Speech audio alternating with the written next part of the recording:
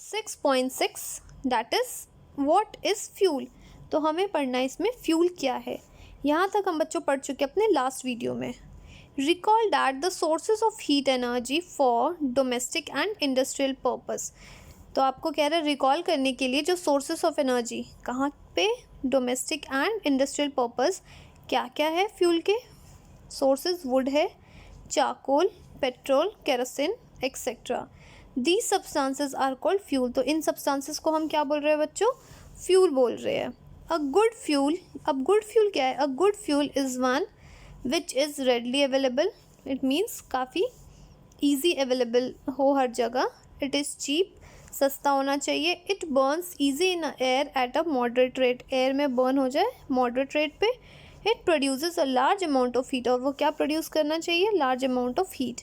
It does not live any undesirable substances behind it. और क्या बोल रहा है कि अनडिज़ायरेबल सब्सटेंसेस वो बर्न होने के बाद नहीं कुछ बचता है। There is probably a no fuel that could be consider as an ideal fuel. तो क्या कह रहा है, आइडियल फ्यूल कोई भी ऐसा कुछ फ्यूल नहीं है। We should look for a fuel which fulfil most of the requirement for a particular use. कह रहा है कि हमें फ्यूल, ऐसा फ्यूल को ढूंढना चाहिए जो हमारा जो काम है उसको फुलफ़िल कर सके और जितने भी हमारे रिक्वायरमेंट्स है उसे पूरा कर सके। The fuel differ in their cost, और फ्यूल क्या हो सकता है, डिफ़र हो सकता है कॉस्ट में। Some fuels are cheaper than others. कुछ फ्यूल क्या होते हैं, सस्ते होते हैं, बाकियों से कुछ महंगे होते हैं। कह रहा है make a list of a fuel familiar to you. आप कह रहा है group them as a solid liquid gas. आप फ्यूल के नाम लिखिए जो जो आपको पता है, और उसके बाद आपको ग्रुप करना है सॉलिड में, लिक्विड में, गैस में। जैसे टेबल दे रखा है 6.3 that is types of fuel. तो मैं आपको एग्जांपल दिखा देती हूँ। ये देखिए types of fuels, that is fuels are of mainly 3 types. They are, पहला सॉलिड फ्यूल है that is wood, coal, charcoal etcetera. Liquid fuels क्या हो गए, kerosene, petrol, diesel etcetera. And gaseous fuel क्या हो गए बच्चों, सीएनजी, एलपीजी, बायोगैस या फिर हाइड्रोजन एक्सेट्रा। तो आप ये देखिए सॉलिड फ्यूल, ये पिक्चर्स देख के फाइंड आउट कर सकते हैं। ये लिक्विड फ्यूल हो गया और ये गैशियस फ्यूल हो गया। सो क्लियर है। दोबारा से हम आ गए उसी स्लाइड पे। Next is 6.7 that is fuel efficiency.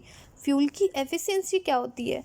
Suppose you were asked to boil a given quantity of water using a cow dung. Suppose करना है कि आपको वाटर को बॉयल करना है, किससे यूज़ करके, यूजिंग अ काउ डंग, या फिर कोल, या फिर एलपीजी एज अ फ्यूल। तो फ्यूल के तौर पे आपको या तो क्या दे दिया है, काउ डंग दे दिया है, या तो कोल या फिर एलपीजी दे दिया as a fuel. Which fuel would you prefer. आप क्या, कौन सा फ्यूल को प्रेफर करोगे और रीज़न भी बताना है। तो हम क्या करते हैं, अगर बर्न करना है तो हम काउ डंग तो लेके नहीं आएंगे या फिर कोल भी नहीं, हम क्या प्रेफर करेंगे, एलपीजी को, क्योंकि ये क्या है, हम जहाँ रह रहे हैं वहाँ पे क्या ईजिली अवेलेबल है। You may take the help of your parents. आप पेरेंट्स का हेल्प ले सकते हैं। Do these 3 fuel produces the same amount of heat. क्या ये तीनों फ्यूल जो हीट प्रोड्यूस कर रहा है वो same amount of heat produce कर रहा है। The amount of heat energy produced on a complete combustion of 1 kg of the fuel is called, it's a caloric value. ये बहुत ज़्यादा इंपॉर्टेंट है, इसको ध्यान से समझिए। कैलोरिक वैल्यू क्या है, means the amount of heat produced on a complete combustion. अगर कंप्लीट कंबशन हो रहा है कब, 1 kg ऑफ फ्यूल का, और जो एनर्जी प्रोड्यूस हो रही है उसको आप क्या कहोगे, कैलोरिक वैल्यू। तो एग्जाम पॉइंट ऑफ व्यू से भी ये बच्चों इंपॉर्टेंट है। और बोल रहा है द कैलोरिक वैल्यू क्या है, of a fuel is expressed in a unit. किसमें आप, यूनिट क्या होता है, डैट इज किलो जूल पर केजी। ये देखिए ये क्या हो गया, यूनिट हो गया। और उसके बाद 6.4 में कुछ caloric values of the different fuel दे रखे हैं। ये देखिए डिफरेंट डिफरेंट फ्यूल्स के कैलोरिक वैल्यूज़ दे रखे हैं। तो इससे आप पता कर सकते हो कि कैलोरिक वैल्यू किसकी ज़्यादा है किसकी कम है। Next is burning of the fuel leading to a harmful product. आप फ्यूल को बर्न कर रहे हो तो क्या लीड्स कर रहा है, वो हार्मफुल प्रोडक्ट। तो ये भी देख लेते हैं ज़रा। The increasing fuel consumption has the harmful effect on the environment. अब जो हम इंक्रीज फ्यूल का कंजप्शन कर रहे हैं, क्या हो रहा है उससे? हार्मफुल इफेक्ट हो रहा है कहाँ पे? इन्वायरमेंट में। पहला, कार्बन फ्यूल लाइक वुड, अगर आप वुड का यूज़ कर रहे हो ज़्यादा, या फिर कोल या फिर petroleum, release unburn carbon particles. तो ये क्या रिलीज़ करेंगे? अनबर्न पार्टिकल्स, किसके? कार्बन के रिलीज़ करते हैं। These fine particles are dangerous pollutant causing a respiratory disease। और ये जो particles है ये किस चीज़ के लिए dangerous हो गए? हमारे respiratory disease cause कर सकता है such as asthma। तो पहला पता लग गया कि क्या हो रहा है, जो burning of fuel leads to the harmful products। तो पहला पता लग गया बच्चों। Second is incomplete combustion of these fuels give a carbon monoxide gas। अगर ये जो फ्यूल है, अगर इसमें क्या होगा? इनकम्प्लीट कंबशन होगा तो क्या बनेगा? Carbon monoxide. It is a very poisonous gas. ये गैस कैसा है? बहुत पॉइजनस है। It is dangerous to a burn coal in a close room. अगर क्लोज रूम में आप क्या कर रहे हो? जला रहे हो किसको? कोल को।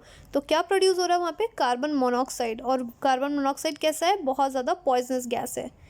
The carbon monoxide gas produce can kill person sleeping in that room. तो कार्बन मोनोऑक्साइड क्या कर सकता है? अगर उस रूम में अगर कोई पर्सन सो रहा है और वहाँ पे क्या बर्न हो रहा है? कोल बर्न हो रहा है, तो वहाँ पे कार्बन मोनोऑक्साइड प्रोड्यूस होगा जो कि बहुत ज़्यादा पॉइजनस गैस है, और इंसान क्या हो सकता है? सोते सोते मर सकता है, उन्हें पता भी नहीं लगेगा। तो कह रहा है oh so that is why we are advise never to sleep in a room with a burning or a स्लमंडरिंग कोल या फिर फायर इन इट। तो इसलिए कहते हैं कि जो कभी भी अगर आप रूम में कुछ भी जला रहे हो, जैसे कोल जला रहे हो या लकड़ी जला रहे हो, तो कभी भी बंद करके नहीं सोना चाहिए। Third is combustion of the most fuel released carbon dioxide in the environment. और कह रहा है कि ज़्यादातर क्या होता है, फ्यूल्स को आप बर्न कर रहे हो, क्या रिलीज़ करते हैं? Carbon dioxide. और कह रहा है increase concentration of carbon dioxide in the air is believe to cause a global warming. और अगर कार्बन डाइऑक्साइड एयर में ज़्यादा हो गया तो क्या होगा? उससे ग्लोबल वार्मिंग कॉज करेगा। नेक्स्ट इज़ ग्लोबल वार्मिंग है क्या? अगर आपको एग्जाम में आता है तो ग्लोबल वार्मिंग के बारे में आप क्या लिखोगे? तो ग्लोबल वार्मिंग क्या है? Is the rise in the temperature of the atmosphere of the earth. So ये आपका डेफिनेशन है। तो ग्लोबल वार्मिंग क्या हो गया बच्चों? कि जो अर्थ का जो टेम्परेचर है वो क्या हो रहा है? राइज हो रहा है। किसका? एटमॉस्फेयर। जो अर्थ का तो एटमॉस्फेयर है उसका टेम्परेचर राइज होना, that is global warming. This results among the other things in the melting of polar glacier। अब क्या हो रहा है? जब टेम्परेचर बढ़ेगा तो क्या होगा? पोलर ग्लेशियर क्या होगा? मेल्ट होने लगेंगे, which leads to the rise in the sea level. और क्या होगा? जब स्नो या फिर ग्लेशियर मेल्ट होने लगेंगे तो सी लेवल ये भी बढ़ने लगेंगे। Next is causing flood in the coastal area. Coastal area में फ्लड आएंगे, और लो लाइंग कोस्टल एरिया में even be a permanently submerged under a water. और जो लो लाइंग एरिया है वहाँ पे कोस्टल एरिया वो क्या हो जाएंगे? सबमर्ज्ड हो जाएंगे, परमानेंटली अंडर वाटर डूब जाएंगे। तो देख रहे हो, ग्लोबल वार्मिंग की डेफिनेशन पता लगे और ग्लोबल वार्मिंग के कारण क्या क्या आपको प्रॉब्लम झेलना पड़ सकता है ये भी पता लग गया। फोर्थ है burning of coal and a diesel release a sulphur dioxide. आप कोल और डीजल को क्या कर रहे हो? बर्न कर रहे हो, तो क्या रिलीज कर रहा है बच्चों? Sulphur dioxide gas. It is an extremely suffocating and corrosive gas. तो ये क्या है? बहुत ज़्यादा क्या है? सफोकेटिंग गैस है और कोरोसिव गैस भी है। More over petrol engine give oil gases oxide of the nitrogen. तो क्या हो रहा है? मोर ओवर क्या बोल रहा है? जो पेट्रोल इंजन है ये गिव ऑफ गैशियस ऑक्साइड ये देता है, किस चीज़ का? नाइट्रोजन का। Oxides of the sulfur and the nitrogen dissolve in rain water and form the acid। अब जब सल्फर ऑक्साइड जब एटमॉस्फेयर में प्रेजेंट है तो जब भी बारिश होगी तो ये क्या होगा? सल्फर डाइऑक्साइड वाटर के साथ मीन्स रेन के साथ मिलके क्या बनाएगा? Sulphuric acid. तो इनको हम क्या बोलते हैं? Acid rain. या फिर ऑक्साइड ऑफ नाइट्रोजन अगर प्रेजेंट है तो वो रेन के साथ मिलके क्या बनाएगा बच्चों? Nitric oxide. ये भी क्या हो गया? एसिड रेन कॉज कर रहा है। It is very harmful for a crop. और ये जो एसिड रेन है ये क्या हो गया? हार्मफुल किन किन के लिए? क्रॉप्स के लिए हार्मफुल है, बिल्डिंग्स एंड सॉइल के लिए। You have already learned about in class 7th। जैसे अगर आप बात करोगे बिल्डिंग्स के लिए तो ताजमहल क्या हो रहा है? इफेक्टेड हो रहे हैं, क्रॉप्स इफेक्टेड होंगे बिकॉज पीएच लेवल क्या हो रहा है? सॉइल का ये भी चेंज हो रहा है। सो ये सारी चीज़ें हैं सो डैट कि एसिड रेन कैसे इफेक्ट कर रहा है। The use of diesel and the petrol as a fuel in automobile is being replaced by the CNG. अब जो डीजल और पेट्रोल का यूज़ कर रहे थे ऑटोमोबाइल में, ये क्या हो रहा है, रिप्लेस हो रहा है.